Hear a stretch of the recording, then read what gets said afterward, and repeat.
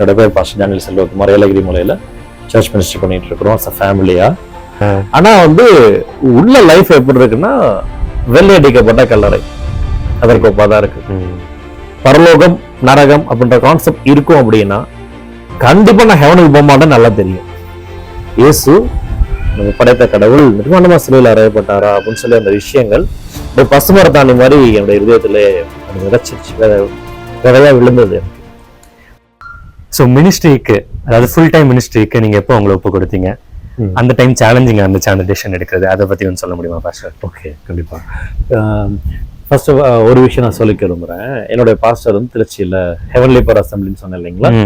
Pastor name வந்து pastor Justin Prabhakaran, பாஸ்டர்மா sister ஜார்ஜினாக்கா. எனக்கு ஒரு நல்ல ஒரு ஸ்பிரிச்சுவல் ஃபாதரா, ஸ்பிரிச்சுவல் மதரா டில் நவ். ஓகே, தேர் கைடிங் மீ. அவங்க மூலமா நான் ஆண்டவரை குறித்து ரொம்ப அதிகமாக நான் கற்றுக்கொண்டேன். சரிங்களா. பைபிள் நல்லா படிக்கணும், ஜெபிக்கணும், சாட்சியா வாழணும், எல்லாத்தையும் குறித்தும் அவங்களும் வாழ்ந்து காமிச்சாங்க. அவங்க லைஃப்ல இருந்து நான் கற்றுக்கொண்டேன். அவங்களோட டீச்சிங்ஸ்லயே நான் நல்லா வளர்க்கப்பட்டேன். அந்த ஒரு வருஷத்துலயே நல்ல ஆண்டோட கூட நல்ல ரிலேஷன்ஷிப்ல நான் வந்துட்டு இருக்கிறப்ப +2 ஆனுவல் லீவ்ல இருக்கிறப்ப ஒரு நாள் எனக்கு உள்ள ஒரு உணர்வு தோன்றுகிறது. என்னன்னா, ஃபுல் டைம் மினிஸ்ட்ரிக்கு ஒப்பு கொடுக்கணும். வேலை பார்த்துக்கிட்டே மினிஸ்ட்ரி பண்றது அது தப்புன்னு நான் சொல்லல. எனக்கு தேவன் உணர்த்துறாரு அந்த சமயத்துல ஃபுல் டைம் மினிஸ்ட்ரிக்கு நீ ஒப்பு கொடுக்கணும் அப்படின்னு சொல்லி எனக்குள்ள ஒரு உணர்வு தோன்றுகிறது. சரிங்களா. ஒரு வெள்ளிக்கிழமை நான் யார்கிட்டயுமே நான் ஷேர் பண்ணல இந்த விஷயத்த. சரிங்க. வெள்ளிக்கிழமை ஒரு வீட்டுல இருக்கிறேன், முழங்கால் போட்டு அவன்கிட்ட ஜெபிக்கிறேன். ஐ திங்க் அன்னைக்கு சாப்பிடலன்னு நினைக்கிறேன். ஒரு சின்ன ஃபாஸ்டிங் இருந்தேன், எனக்கு முடிஞ்ச அளவுக்கு அந்த சமயத்துல இருந்து ஆண்டவர்கிட்ட ஜெபம் பண்றேன். ஆண்டவரே, உமக்கு சுத்தமானால் என்னை ஃபுல் டைம் மினிஸ்ட்ரிக்கு ஒப்பு கொடுக்குறேன். உமக்கு சுத்தமானால் அதை அங்கீகரித்து என்னை வல்லமை எடுத்து பயன்படுத்துங்க ஆண்டவரே அப்படின்னு சொல்லி ஜெபிக்கிறேன். சரிங்களா. ஒரு கொஞ்ச நேரம் தான், ஒரு ஐ திங்க் ஒரு 1/2 hour ப்ரேயர் பண்ணியிருப்பேன்னு நினைக்கிறேன். ஆனால் ஃபுல்லாக சப்மிட் பண்ணேன். எனக்கு அந்த உணர்வு வந்துச்சு, அந்த இன்டென்ஷன் கிடைச்சது தேவன்கிட்ட இருந்து. உள்ளுணர்வு கிடைச்சோடனே தேவன்கிட்ட நான் உள்ளுணர்வு உள்ளத்துக்குன்னு சொல்லி அர்ப்பணிக்கிறேன். சண்டே, வெள்ளி சனி முடிஞ்சு ஞாயிற்றுக்கிழமை வருது. ஞாயிற்றுக்கிழமை சாயங்காலம் ஈவினிங் சர்வீஸில் உட்காந்துருக்கிறேன். சரிங்களா. பாஸ்டர் பிரசங்கிக்கிறாரு. எதை குறித்து பிரசங்கிக்கிறாருன்னா, மோசையோட லைஃப்பை குறித்து பிரசங்கிக்கிறார். ஓகே. மோசே 40 வருடம், ஃபர்ஸ்ட் 40 வருடங்கள் அரண்மனையில் இருந்தார் எகிப்துல. அடுத்த 40 வருடங்கள் வனாந்திரத்துல கழிக்கிறார். அந்த வனாந்திர வாழ்க்கையோட முடிவுல மோசையோட லைஃப்பை பார்த்தோம்னா அவர் திக்குவாயும் மந்தனவமா இருக்கிறார். ஆனா ஃபர்ஸ்ட் 40 வருஷம் முடிவுல எகிப்து அரண்மனையில இருக்கிறப்ப அவரை குறிச்சு பைபிள் சொல்லுது, அவர் எகிப்தருடைய சகல சாஸ்திரங்களிலும் கற்பிக்கப்பட்டு வாக்கிலும் செய்கையிலும் வல்லவனானான். Is expert in speech and deeds இருக்கும். அப்படி இருந்த மோசே நெக்ஸ்ட் 40 years கழிச்சு பாக்குறப்ப திக்குவாயும் மந்தனாம் உள்ளவனா இருக்கு. அந்த சமயத்துல கர்த்தர் அவர் மீட் பண்றாரு, தரிசனத்தை கொடுக்கிறார், பார்வனை சந்திக்கிறதுக்கு அனுப்புகிறேன் வான்றார். இதை பத்தி பேசிக்கிட்டு இருக்கிறாரு. அப்ப என்னோட லைஃப்க்கு அப்படியே பொருந்தி போறது போல இருக்கு. இது வரைக்கும் ஒரு அரண்மனை லைஃப் போல நான் வாழ்ந்துட்டேன். இதுக்கப்புறம் தேவன் ஒரு வனாந்தர வாழ்க்கைக்குள்ள கர்த்தரை கொண்டு செல்ல போகிறார். அதன் முடிவிலே எனக்கென்று கர்த்தர் வச்சிருக்க தரிசனம் தொடங்கும், முழுநேர ஊழியம் தொடங்கும், சர்வ் பண்ண ஆரம்பிப்போம். அவங்களுடைய பிரசங்கமும் என்னுடைய வாழ்க்கையும் அப்படியே பொருந்தி போகிறது போல இருக்கு. நான் கேட்கிறேன், சர்ச்சில் உட்காந்துட்டு ஆண்டவர்கிட்ட, ஆண்டவர் என்கிட்ட தான் பேசுறீங்களா? பாஸ்டர் பேசுறாங்க, பைபிளும் டீச் பண்றாங்க, இது எனக்குமே பேசுறது போல இருக்கே ஆவியானவரே, ஆண்டவரே நீங்க சொல்லுங்க, நீங்க தான் பேசுறீங்களா என்கிட்டன்றேன். I heard a loud voice, brother, கலங்காதே நீ பெரிய காரியங்களை செய்வாய். ஆக்சுவலா ஒரு பர்சன் பேசின மாதிரி, ஒரு பர்சன், ஓகே, ஒரு கர்ஜிக்கிற சத்தம், ஒரு அத்தாரிட்டியா. அந்த சத்தத்தை ரீகால் பண்ண முடியாது என்னால. ஓகே. அந்த வாய்ஸ் ஒரு கம்பீரமான ஒரு துணி, பாஸ்டரோட சவுண்டையும் தாண்டி அடிச்சது அந்த வாய்ஸ். கலங்காதே நீ பெரிய காரியங்களை செய்வாய்ன்னு. நான் எகைன் சரண்டர் ஆயிட்டேன் கம்ப்ளீட்லி. மரியாதை சொல்லுவாங்க இல்லையா, உங்களோட வார்த்தையின்படி ஆக கடவுது, இதோ நான் ஆண்டவருக்கு அடிமைன்னு சொல்லுவாங்கல்ல, அதுபோல என்னை கம்ப்ளீட்டாக சரண்டர் பண்ணிட்டேன். சரி, இப்போ இது நடந்து முடிஞ்சு 2 வாரம் கழித்து தான் ரிசல்ட் வந்துச்சு.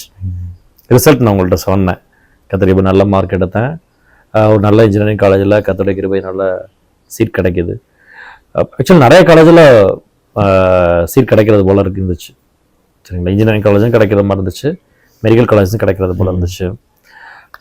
தேவன்ட்ட ஜெபிச்சு, ஆண்டவர் நான் என்ன செய்யணும், என்ன கோர்ஸ் எடுக்கணும், ஏன்னா நிறைய பேர் சஜஷன் கொடுக்குறாங்க. சரிங்களா, யாருமே தப்பு சொல்லலை. நமக்கு தெரிஞ்ச அத்தனை பேரும் உறவினர்கள், ஈவன் சர்ச் மெம்பர்ஸ் அவங்களோட ஒப்பீனியன் ஷேர் பண்ணாங்க. இது தவறுன்னு சொல்லலை, பட் ஆனால் ஒரு அளவுக்கு அப்புறம் என்னால் யோசிக்கவே முடியல, என்னடா பண்ணுறதுன்னு ஆயிடுச்சு. சரி, கதோட கிருபையால எல்லாம் நம்ம செலக்ட் பண்ணிக்கலாம், அப்போ எது வேணாலும் நம்ம ஜாயின் பண்ணிக்கலான்றது போல இருக்கு. அப்படி இருக்கிறப்ப நான் ஜெபம் பண்ணேன், எனக்கு ஆண்டவர் வந்து இன்ஜினியரிங் லீட் பண்ணாங்க. மெடிக்கல் வேணான்னு ஆண்டவர் லீட் பண்ணார், இன்ஜினியரிங் கிடைக்குது, அப்படியே போகுது.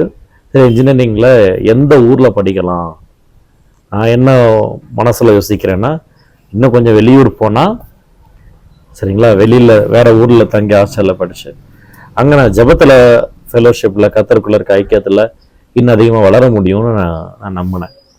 சரிங்க, நான் ஜெபம் பண்ணுறேன். அட் த சேம் டைம் திருச்சியிலே நல்ல காலேஜஸும் இருக்குது, இல்லைன்னா சொல்ல நல்லா இருக்குது. அம்மா அப்பா கூட இருக்கலாம், என்னோட ஃப்ரெண்ட் இருக்காங்க, பாஸ்டர் இருக்கிறாங்க, அங்கேயே நான் சர்வ் பண்ணலாம். நான் ஜெபம் பண்ண ஆண்டவர்கிட்ட ஒரு சர்ச் சர்வீஸில் பிரசங்கம் நிகழ்த்தப்பட்டு இருக்கு. யோசுவாவை பற்றி ஆண்டவர் சொல்லிட்டு இருக்கிறார். ஓகே, நீ போகும் இடமெல்லாம் உன் தேவன் ஆகிய கர்த்தர் உன்னோடு கூட இருக்கிறார். பேசினவர், நீ சென்னை போனாலும் கர்த்தர் உங்க கூட இருப்பாருன்றார். சென்னைன்னே சொல்றாரு. நீ எங்க போனாலும் கர்த்தர் உன்னோடு கூட இருப்பார், நீ சென்னை போனாலும் உங்க கூட இருப்பாருன்றாரு. அந்த ஸ்பீக்கர் பேசுறப்ப எனக்குள்ள இருந்து ஆவியானவர் சொல்றாரு, இது உனக்கான வார்த்தைன்றார். நான் கன்ஃபார்ம் பண்ணிட்டேன் எனக்குள்ள. சரி, நம்ம அடுத்து போறோம் என்னது, சென்னை. நம்ம டைவர்ட் ஆயிடக்கூடாது.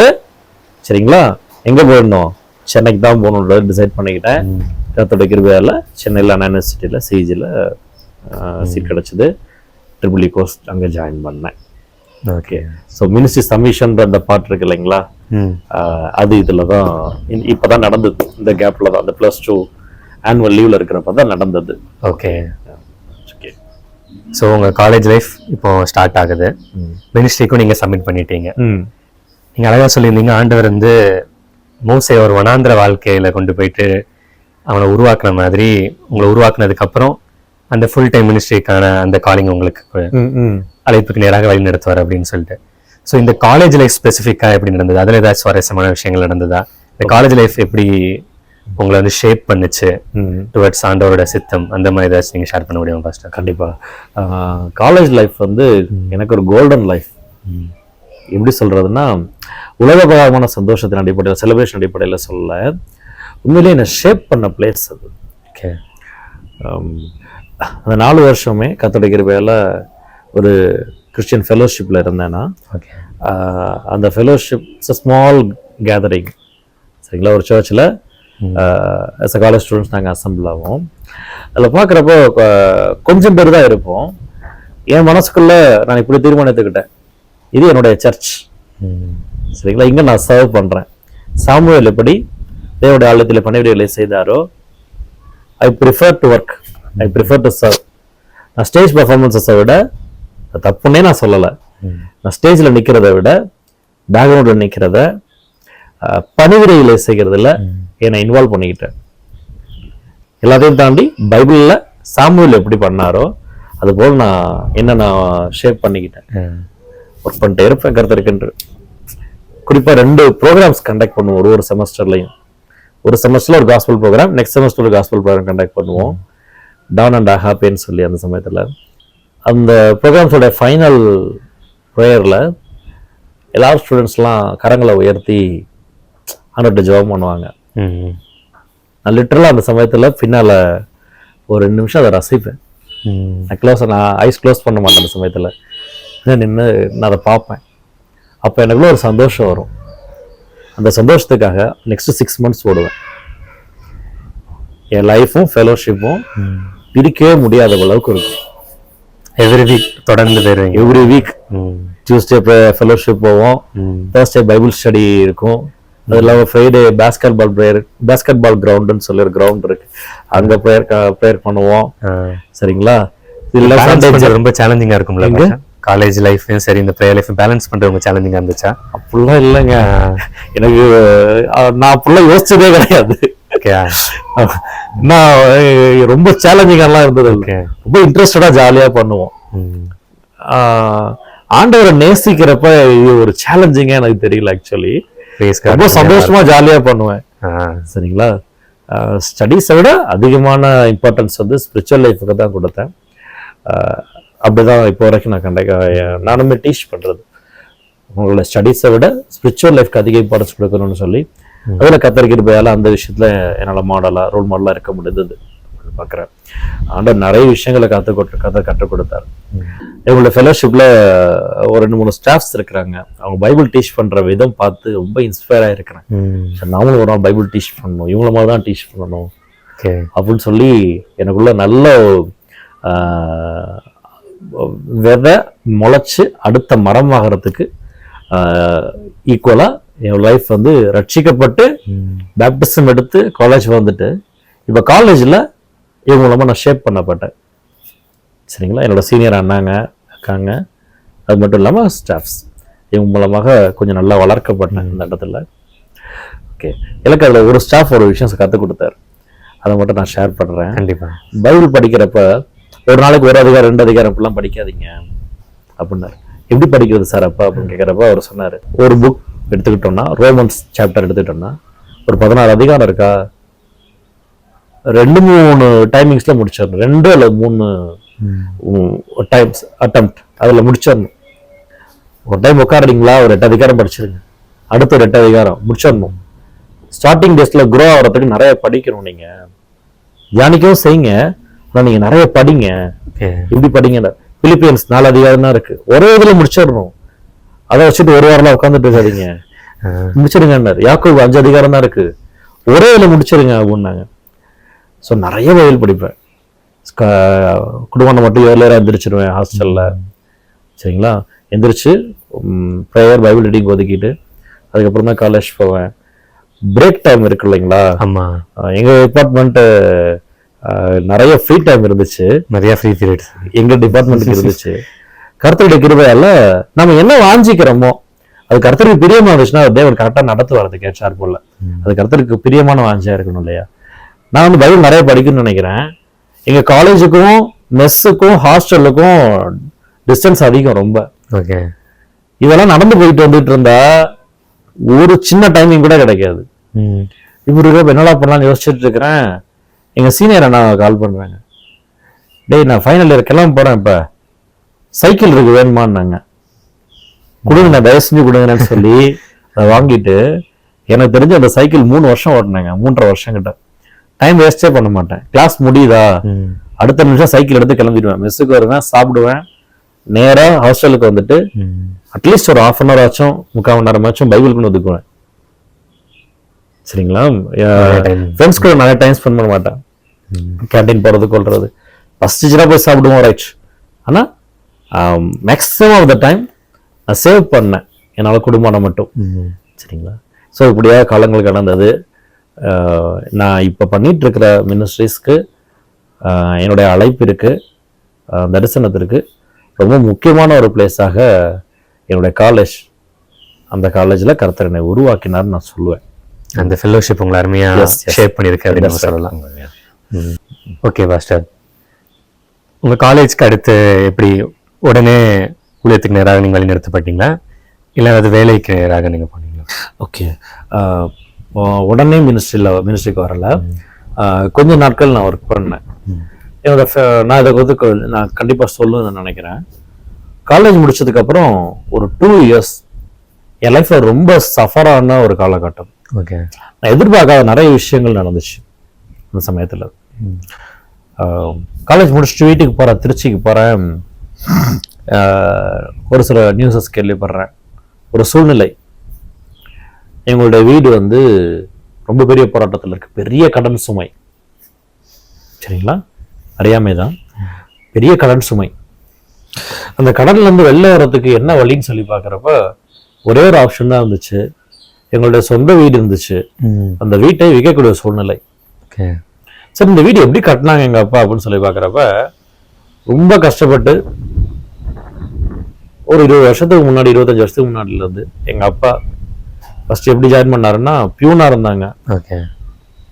அதுக்கடுத்து கிளர்க்கா இருந்தாங்க எக்ஸாம் எழுதி. சரிங்களா, அதுக்கு முன்னாடி ஹோட்டல்லாம் வேலை பார்த்துருக்குறாங்க. அப்புறம் பியூன், அப்புறம் கிளர்க்கு, அப்புறம் எக்ஸாம் எழுதி அப்புறம் ஆடிட்டர் ஆகி சீனியர் ஆடிட்டர் ரேங்கிங்ல இருக்கிறார். இப்போ இத்தனை வருஷ இன்கமே சேர்த்து வச்சு அவ்வளோ கஷ்டப்பட்டு அந்த வீட்டை கட்டினாங்க. காலேஜ் செகண்ட் இயர் படிக்கிறப்ப கம்ப்ளீட் பண்ணாங்க. 2 வருஷம் தான் ஆச்சு. காலேஜ் ஃபைனல் இயர் முடிச்சுட்டு வரேன், வீட்டை விற்க வேண்டிய சூழ்நிலையா இருக்கு. வேற ஆப்ஷனே இல்லை. அந்த மாதிரி இருக்கு உலக பிரகாரமா பார்த்தா. ஐயோ தாங்கவே முடியல, எனக்கு என்னடா பண்றது ஒன்றும் புரியல.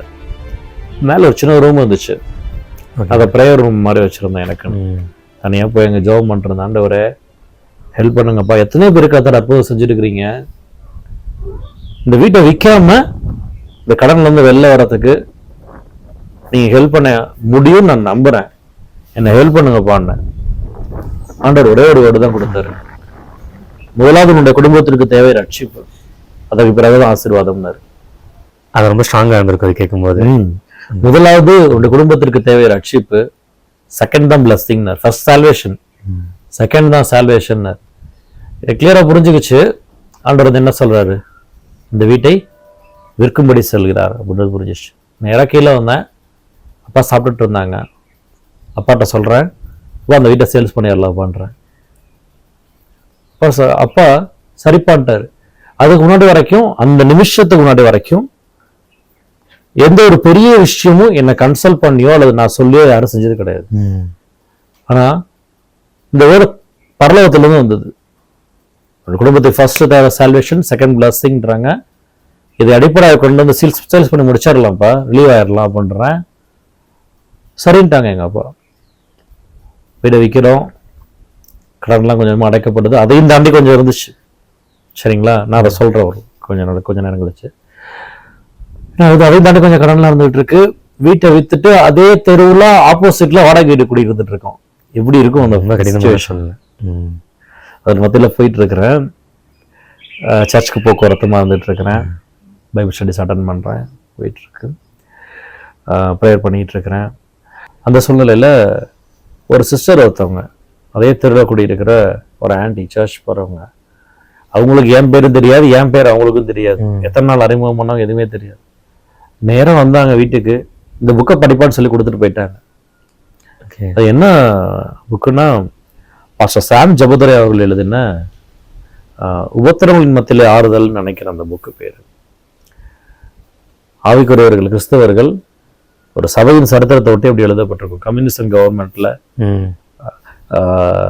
ஆண்டவர் ஏற்றுக்கிட்ட பிள்ளைகள் எவ்வளவு உபத்திரவப்பட்டிருக்காங்க, அதன் மத்தியில் அவங்க எப்படி விசுவாசத்தை காத்து கொண்டார்கள் அப்படின்னு சொல்லி அந்த புக்கு எழுதப்பட்டிருக்கும்.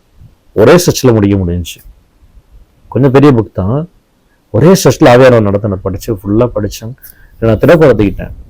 ஓகே, கர்த்தர் அந்த சூழ்நிலை கடந்து வருவதற்கு ஹெல்ப் பண்ணுவாரு, நம்ம ஆண்டவர் மேல விசுவாசமா இருப்போம், தைரியமா இருப்போம் அப்படின்னு சொல்லிட்டு கர்த்தர் மேல நம்பிக்கையா இருக்கிறேன். ஒரு சின்ன கம்பெனியில் திருச்சியிலே டெம்பரரியாக வேலைக்கு வந்து ஜாயின் பண்ணுறேன். சரிங்களா, ஜாயின் பண்ணுறேன். இந்த சுச்சுவேஷனும் சேஞ்ச் ஆயிரல, ஓகே, பெருசாக சேஞ்ச் ஆயிரல. ஆனால் கர்த்தர் அந்த சூழ்நிலைலாம் கடந்து வர்றதுக்கு ஹெல்ப் பண்ணிட்டு இருக்கிறார், கடந்து வருகிறது ஹெல்ப் பண்ணிட்டு இருக்கிறார், தங்களுடைய ஆறுதலாம் நிரப்புறாரு. சரிங்களா, வாடகை வீடு லைஃப் ஆரம்பிச்சிருச்சு. நான் ஒரு கம்பெனியில் வேலைக்கு போயிட்டு இருக்கிறப்ப 4th மந்த்தில் எனக்கு ஆஃபீஸில் ஒரு ப்ரொமோஷன் கிடைக்குது. அந்த ஆஃபீஸில் இருக்கிறதுலையே ரொம்ப பொறுப்பான ஒரு யூனிட்டுக்கு, ரொம்ப பொறுப்பான ஒரு ஜாபுக்கு என்னை ப்ரமோட் பண்ணுறாங்க. சரிங்களா, ப்ரமோட் பண்ணி மறு மாதம் ஆண்டவர் சொல்கிறாரு, உன் டைம் வந்துடுச்சு, ப்ரிப்பேர் ஆகிக்கன்றாரு. உனக்கான தரிசனத்திற்கான டைம் வந்துடுச்சு, ப்ரிப்பேர் ஆகிக்கன்னு சொல்கிறாங்க. அது ஒரு பெரிய ப்ரமோஷன் வருது. ஆமாம் வருது. சரிங்களா, வர்றது மட்டும் இல்லை, சென்னையில இருந்து 2-3 எக்ஸ்பர்ட்ஸை கூப்பிட்டு எனக்கு ட்ரெயின் பண்றாங்க. ஓகே, சரிங்களா, அந்த ட்ரைனிங் வந்து ஒரு மாசம் போகுது. 6 மாசம் ஆச்சா, 7வது மாசம் ஸ்டார்ட் ஆகுது. ஆண்டவர் ரொம்ப புஷ் பண்றாரு, டைம் ஆயிடுச்சு கிளம்பணும்னு சொல்லி எனக்குள்ள நான் சுத்திகரிக்க ஆரம்பிச்சிட்டேன். சரிங்களா, இப்படி போய்கிட்டு இருக்கு. ஓகேவா, ஒரு டைம்ல எனக்கு கிளியரா தெரிஞ்சிருச்சு, ஒரு சண்டே சர்வீஸ்ல ரெகுலர் பைபிள் ரீடிங்ல எல்லா வகையிலையும் கர்த்தர் பேசிக்கொண்டே இருக்கிறார். டைம் வந்துருச்சு, ப்ரிப்பேர் ஆயிக்கன்னு சொல்லி பேசிக்கிட்டே இருக்கிறார் தேவன். சரிங்களா, இப்படி இருக்கிறப்ப வீட்டோட நிலைமை எப்படி இருக்குன்னா, வீட்டுடைய ஒட்டுமொத்த கனவும், எங்க அம்மா அப்பாவோட ஒட்டுமொத்த சுமையும் இப்ப என்கிட்ட வருது. மூத்த பையனா இப்ப எவ்வளவு பெரிய இழப்பை சந்திச்சுட்டு வந்திருக்கிறாங்க. மெட்டீரியல் லாஸ், பெரிய இழப்பு. அவ்வளவு வருஷம் கஷ்டப்பட்டு சம்பாதிச்ச காசை வச்சு கட்டின வீடு போச்சு, அது இல்லாம இன்னும் கடன் இருக்கு. இதையும் நான் ரிபே பண்ணணும். கரெக்ட். இப்ப எல்லாருக்கும் கூட ஒரு பெரிய அவமானமான ஒரு சூழ்நிலையில இருக்கிறாங்க இல்லையா, நல்லா வாழ்ந்துட்டு இப்படி இருக்கிறோமேனு. இப்ப இதுல இருந்து குடும்பத்தை மீட்டெடுக்க வேண்டிய பொறுப்பு தோல் மேல இருக்கு. சரிங்களா, ரொம்ப பெரிய டெசிஷன் மேக்கிங். ஆமா, அப்ராடுக்கும் வந்து ட்ரை பண்றாங்க. பாஸ்போர்ட் வந்துருச்சு, எல்லாம் கிளிக் ஆகி இப்படி போய்கிட்டு இருக்கு. பேரலா இது ரன் ஆயிட்டு இருக்கு. குடும்பம் என்ன புஷ் பண்ணுது, ஆட்டோமேட்டிக்கா சும்மா என் தோல் மேல ஏறுது. நான் என்ன பலி கொடுக்கவே ரெடி ஆயிட்டேன். நான் பாசிட்டிவா சொல்றேன், குடும்பத்தோட பொறுப்புகளை ஏற்றுக்கொள்றதற்கு என்னோட விருத தலைவுல ஒரு பக்கம் ரெடி ஆயிட்டு இருக்கிறேன். ஆனா கர்த்தர் ஒரு பக்கம் எனக்கு சொல்லிட்டு இருக்கிறாரு, நீ இதற்காக உண்டாக்கப்படல, நீ எனக்கானவன், நீ என்னுடைய ஊழியத்தை செய்யணும், இதற்காக தான் உன்னை பிறப்பித்து இருக்கிற, அதுக்கு தான் நடத்தி கொண்டு வந்திருக்கிறேன்னு சொல்லி தேவர் எனக்கு பேசிக்கிட்டே இருக்கிறார். சரிங்களா, இப்படி போயிட்டே இருக்கிறப்ப வேலைக்கு ஜாயின் பண்ணி 7வது மாசம். சரிங்களா, 7வது மாசம் நான் வந்து கிளியரா புரிஞ்சுக்கிட்டேன், இந்த ஜாபை ரிசைன் பண்ணா ஆண்டவர் சொல்றாருன்னு தெரிஞ்சுக்கிச்சு எனக்கு. அடுத்து என்ன பண்ண போறோம் தெரியாது. அடுத்த மாசம் நான் சர்ச்சை ஆரம்பிக்க போறோமா, அந்த அளவுக்கு பக்குவமும் இல்லை, கர்த்தரும் நடத்தல. ஆனா தேவனுடைய வேலையை நான் செய்ய போறேன் தெரிஞ்சிருச்சு.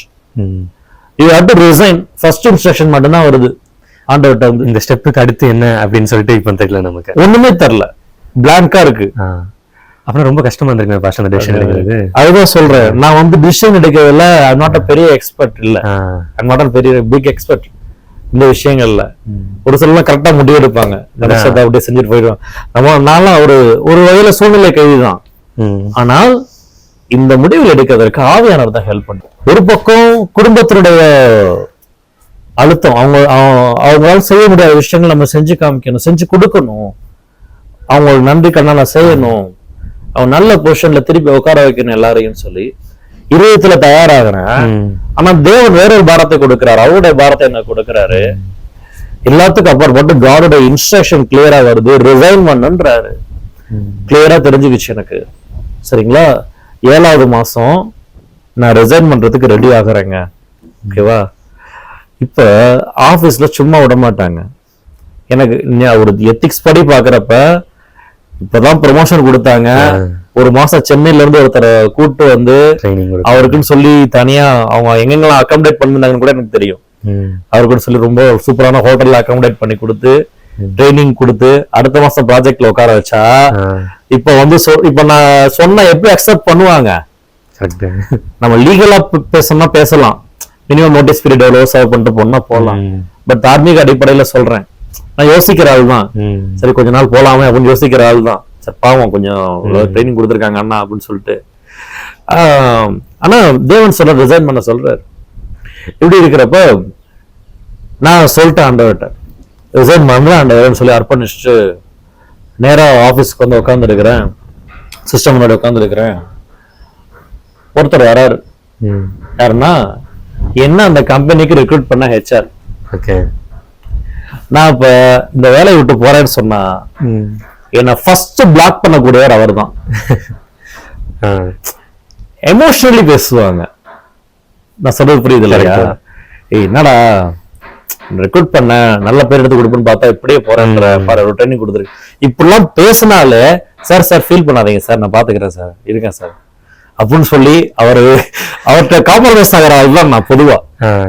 சரிங்களா, அன்பின் அடிப்படையில பேசினா காம்ப்ரமைஸ் ஆகிற ஒரு சாதாரண பர்சன் தான் நான் வரேன் ஆபீஸ்க்கு சிஸ்டமோட உட்கார்ந்து இருக்கிறேன்.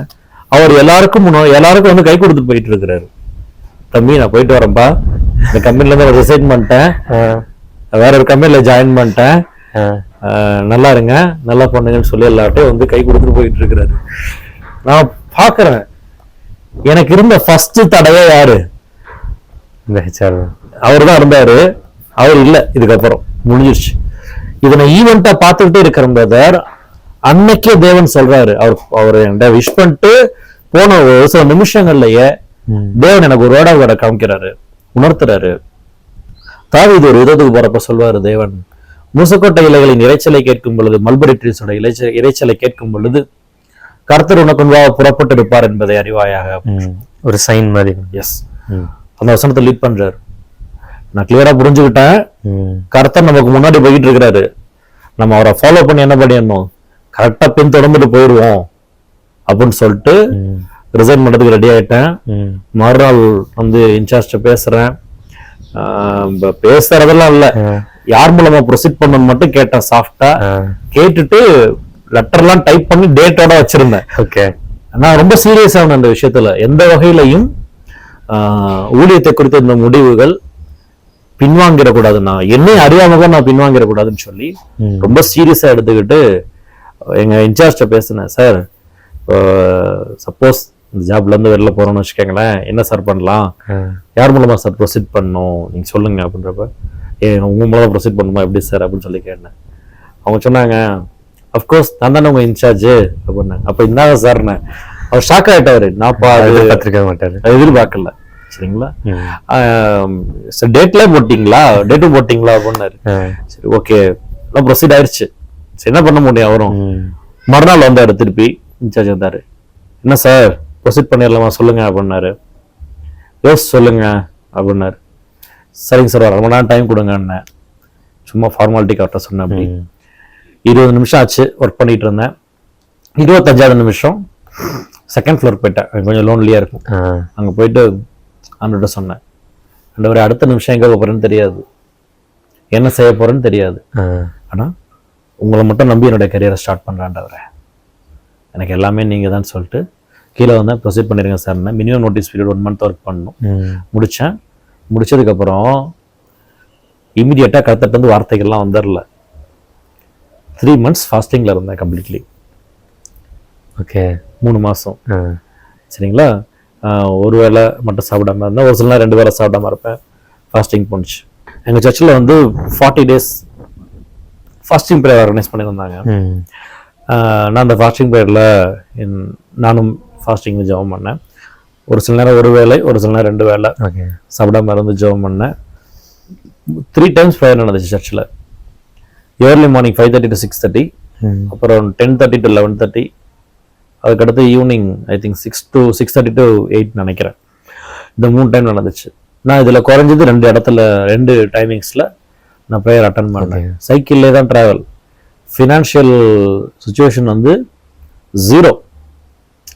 போட்டுக்கிறதுக்கு நல்ல ட்ரெஸ் கிடையாது. எங்க அப்பாவோட ட்ரெஸ் போட்டுட்டு இருந்த காலகட்டம். ஏன்னா ஃபினான்ஷியலி அவ்வளோ ஒரு அந்த கடன் சுமை சொன்னேன் இல்லைங்களா, அது ஒரு பக்கம். சரிங்களா, ப்ராப்பரான செருப்பு கூட கிடையாது. சைக்கிள் எடுத்துட்டு வருவேன். சரிங்களா, ஒரு சில நேரம் சைக்கிள் கொஞ்சம் ப்ராப்ளம் ஆயிடுச்சுன்னா கூட ரிப்பேர் பண்ண கூட காசு இருக்காது. லிஃப்ட் கிட்ட கூட வந்திருக்கேன் சர்ச்சுக்கு வந்து ப்ரேயர் பண்ணிட்டு அப்படியே போய்கிட்டே இருந்தேன். 40 days முடிஞ்சிச்சு. எங்க பாஸ்டர்கிட்ட சொன்னாங்க, அது அவங்களுக்கு முடிஞ்சிருச்சு, நீ கன்டினியூ பண்ணுப்பான்னாங்க. திருப்பி கன்டினியூ பண்ணு, ஸ்டாப் பண்ணாத அப்படின்னு. 3 மாசம் அப்படியே டைம் போகுது. சரிங்களா, ப்ரேயர் பண்ணிட்டே இருக்கிறேன். ஆண்டவர் லீட் பண்ணார், நிறைய விஷயங்களை சொன்னார். நான் அடுத்து என்ன செய்யணும், அடுத்து எங்கே போகணும், எல்லாவற்றையும் ஒரு சின்ன பிள்ளைக்கு சொல்றது போல சொன்னார். அந்த 3 மாசத்துல அதிகமான சுத்திகரிப்பும் நடந்துச்சு என்னோட லைஃப்ல. சரிங்களா, ஆண்டவர் ஏற்றுக்கிட்டதுக்கு அப்புறமும் நிறைய மிஸ்டேக்ஸ் நான் பண்ணியிருப்போம்.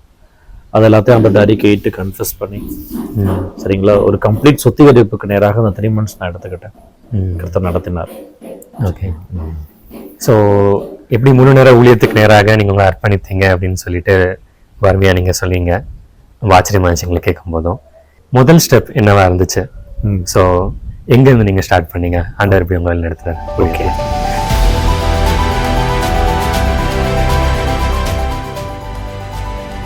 என்னுடைய ஃபுல் டைம் மினிஸ்ட்ரி கெரியரை ஆரம்பிக்கிறது. உமக்கு சித்தமா?